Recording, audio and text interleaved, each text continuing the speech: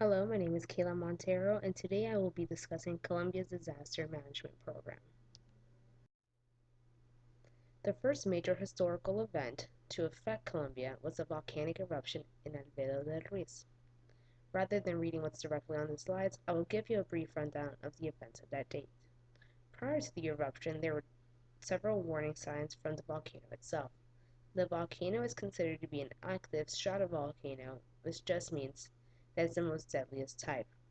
The volcano had erupted twice before, once in 1595 and again in 1845, then killing over 1,000 people.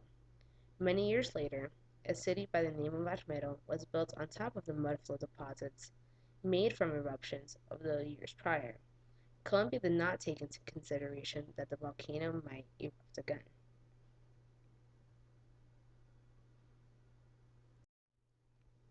On November 13th, 1985, the volcano erupted once again. The town of Armero was advised by its mayor that there was nothing to be worried about and that they were advised to stay at home. This, of course, led to one of the deadliest volcanic eruptions of the 20th century, causing the death of over 20,000 people and the displacement of 8,000 more. It took rescuers over 2 days to reach those in need, but by then it was already too late. This tragic event did, however, lead to the creation of the 1986 Disaster Management Act in Colombia. However, although the act was created, it still lacked the means for implementation. Colombia lacked the funds in order to properly help those in need, and the plan was not revisited until 2000.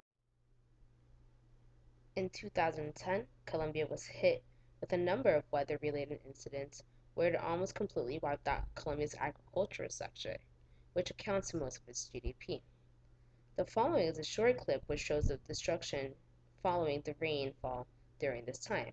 You don't have to watch the whole thing, it just basically gives you a visual of the occurrences that happened.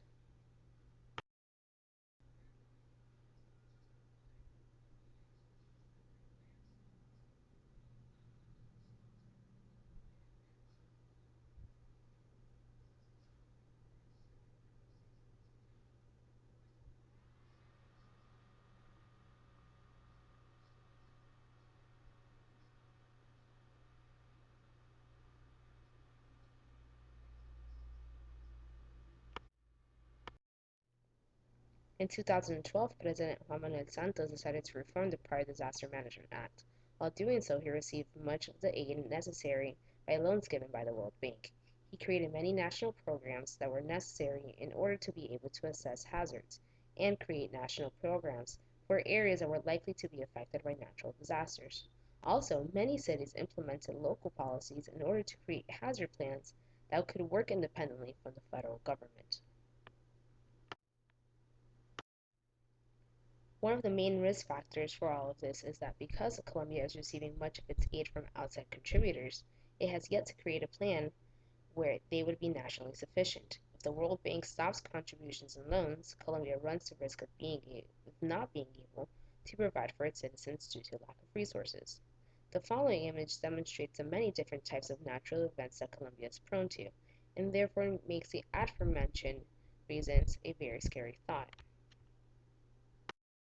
Finally, this is just an About Me section. My name is Kayla once again.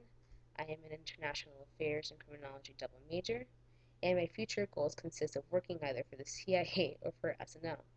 Again, thank you once again for listening to my presentation, and I hope you have a good day.